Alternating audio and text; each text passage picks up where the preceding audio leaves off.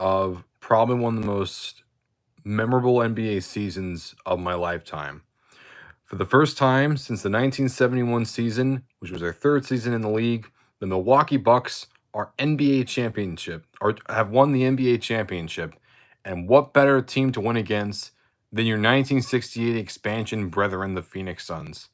First off, before I want to congratulate the Bucks on their wonderful accomplishments, I first want to say congrats on the Phoenix Suns for having an absolutely unreal, miracle, miraculous, and magical run to the finals. Yes, they did lose the finals. It was a sad loss. Picked them to win personally in 6 games, but you know what? They're a young team. They'll be fighting for this spot next year. I can guarantee you. Paul isn't going to be going anywhere. Booker's not going to be going anywhere. Aiton's going to get better. Hey, listen, for a team that has had the worst, the worst record in the league multiple times, and was honestly, in my opinion, the worst team of the entire 2010s decade. This is a pretty cool, sweet deal. The fact that they made it this far in the first place is pretty remarkable, and they deserve all the credit in the world for making it this far. Yes, they might not have won it all, but they still made it there, which is pretty impressive considering it was a very young squad. And outside of Jay Crowder and, of course, Chris Paul, there wasn't exactly a lot of championship experience or playoff experience from this organization. Moving on to the Milwaukee Bucks, again, a hell of a playoff run, sweeping the Miami Heat, upsetting the Brooklyn Nets in 7 games in overtime. And then, when you're back up against the wall, you come out and beat the Hawks. And with your back up against the wall again, you rally back and win 4 straight against the Phoenix Suns and win your first title in 5 decades. That's a hell of an accomplishment. And shout out to Giannis Antetokounmpo. I mean, this was a relatively unknown prospect coming out of Greece. He was rather scrawny. He was taken right at the end, like just outside the lottery.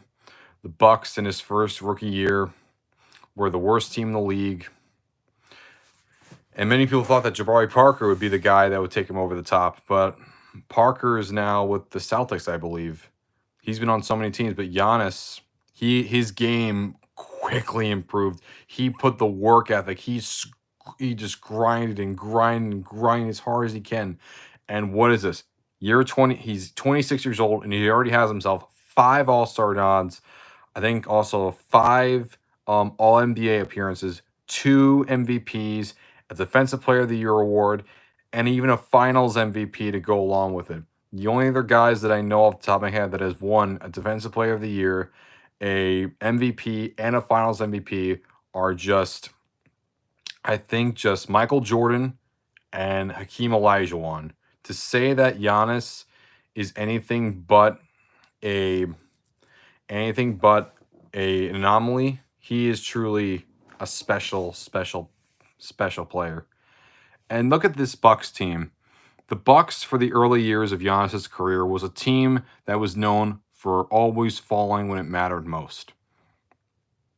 I mean, this was a team that for several years would be in the first round but not get over that hump.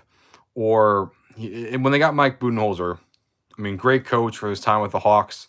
So you'd think that he would be the one to get it over and done with, but a lot of people thought that actually might not happen. In 2019, you're the 1 seed. It looks like you're going to go to a finals, but then you run into the Raptors. You're up 2-0, but the Raptors end up clawing their way back and winning that series. And the following year, you're also the number 1 seed. You go in the bubble. You handle the Magic pretty easily, but then you lose in 5 games to the Heat.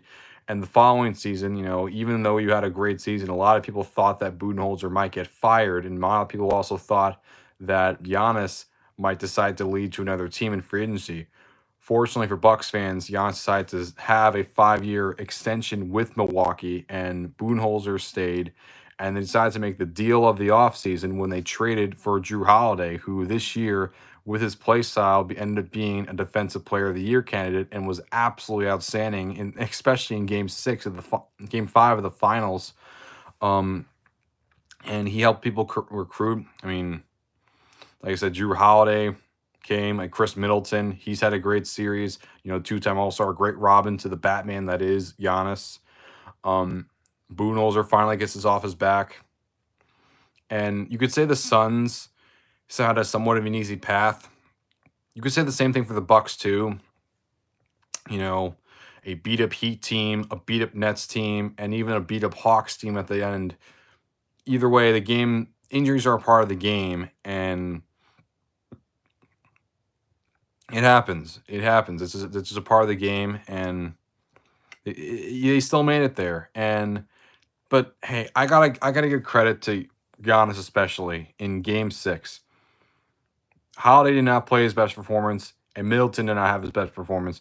But Giannis, when it mattered most, this team won with 105 points in total. 50 of those were from Giannis Antetokounmpo himself. 50 of them were from Antetokounmpo. That is correct. All of them. All 50. It's incredible. He put the entire team on his back. Even though the team had way more turnovers than the Suns, it didn't matter because of just how well Giannis was playing, and it's remarkable. And you look at all those legends that always go by just one name: Kobe, LeBron, Michael, Magic, Larry, Mikan, Kareem, Keem. I think we got to start looking at Giannis as one of these players. And not just the championship performance, just of how he put the whole team on his back. And that's not saying Chris Paul isn't a Hall of Famer. Chris Paul's going to make it easily, first ballot. But with Giannis, you're looking at the face of the league right here. And a lot of people would have thought he was going to go to the Warriors or the Lakers or the Miami, somewhere else in free agency. But no, he decided to stay in Milwaukee. And guess what? He won a title in Milwaukee for the first time in 5 decades.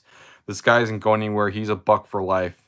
He is going to be staying there. And if things go in their favor, the Bucks can potentially be a dynasty. But they also need to go back there again because the East is going to be pretty tough next year. The Nets are going to get more healthy. I mean, the Sixers are going to be back. I mean, Simmons needs to work on his jump shot. I mean, the Hawks are going to be back. The Heat are going to be back. It's going to be a very, very competitive next year. I mean, the Pacers might get a bit better with Rick Carlisle. They might be back in the playoffs. I mean, you can say they still did. Playing around, I do personally consider part of the postseason. Consider it is post the regular season. But yeah, speaking of the postseason, what a hell of a series. I mean, this took a lot of tax on players. There were way more injuries this year, especially for the playoffs. But the fact that from the playing round all the way to the finals, we got a awesome, amazing, compact, no frills, all intense battle to the very, very end was something that I truly, truly, truly appreciate. And you're never going to see something like this again. Like the fact that the competitiveness that these showed is remarkable. And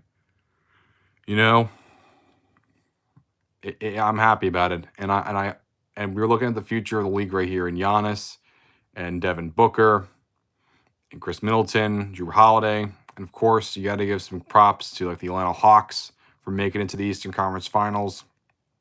You got to give props to the Clippers for finding a way to finally break that get the monkey off their back and finally make a conference finals. Ty Lue deserves credit. I can finally stop hearing chants to fire Mike Budenholzer. I think people have finally realized, oh yeah, he's one of the best coaches in the league, as I already knew, as I told you.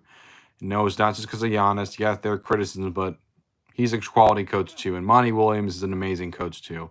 The fact that he was able to have a coaching performance like this, especially considering his wife died in a car crash a few years ago, oh, talk about guts. And, a lot of people don't have that toughness, and that's okay. But he did it with her in the back of his mind. And even without a championship for either side, you could say that they would still be celebrating this year because Bob Dandridge and Cotton Fitzsimmons made the Hall of Fame. after a long time coming, and that's credit to both of those guys. Congrats on making it to Naismith. Congrats on making it to Springfield. But the Bucks, first time they've won in 5 decades. First time a team in Milwaukee has won a championship since those same Bucks. Brewers had never won anything there, unless you don't count the Packers. The Braves, when they were in Milwaukee, they won a championship in the 50s. But it's been a long time coming for Milwaukee, and hopefully this is a sign of very more positive things to come. I see much more champagne bottles being popped in the near future, whether that be by another championship or just regular season success. Either way, that's all I have to say. Congrats to the Milwaukee Bucks on winning a championship. Shout out to the Suns. Even though you didn't win, I have confidence that you're gonna be back here next year. And no, it's not Scott Foster's fault that your team lost. Your team lost because Booker played hurt, and you can't blame. At some point, you gotta put some accountability for yourselves. And it's not, if it was really against Chris Paul, then Chris Paul would have had a bad performance, and he had a really good performance. But Booker wasn't playing that great, and they lost mostly because of that, and also Ayton wasn't playing that great either.